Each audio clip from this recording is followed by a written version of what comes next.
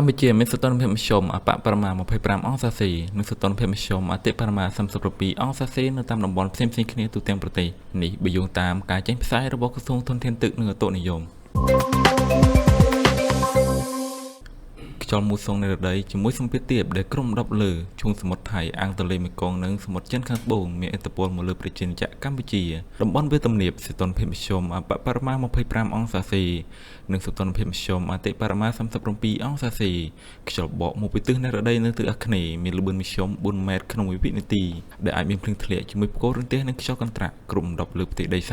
35% តំបន់ខ្ពង់រាបសីតុណ្ហភាពមធ្យមអបបរមា25អង្សាសេនិងសីតុណ្ហភាពមធ្យមអតិបរមា36អង្សាសេខ្យល់បក់មកពីទិសនៃរដូវនៅទិសអាគ្នេយ៍មានល្បឿនមធ្យម3ម៉ែត្រក្នុង1វិនាទីដែលអាចមានភ្លៀងធ្លាក់ជាមួយផ្គររន្ទះនិងខ្យល់កន្ត្រាក់ក្រុមដប់លើផ្ទៃដី 25% តំបន់មាត់សមុទ្រសីតុណ្ហភាពមធ្យមអបបរមា25អង្សាសេនិងសីតុណ្ហភាពមធ្យមអតិបរមា36អង្សាសេខ្យល់បក់មកពីទិសនៃរដូវនិងទិសប្រឆាំងមានល្បឿនមធ្យម2ម៉ែត្រក្នុង1វិនាទីដែលអាចមានភ្លៀងធ្លាក់ជាមួយផ្គររន្ទះនិងខ្យល់កន្ត្រាក់ក្រុមដប់លើផ្ទៃដី 30% អាស្រ័យតំបន់ជម្រាបជូនខាងលើសូមសាធារណជនទទួលជ្រាបជាព័ត៌មាន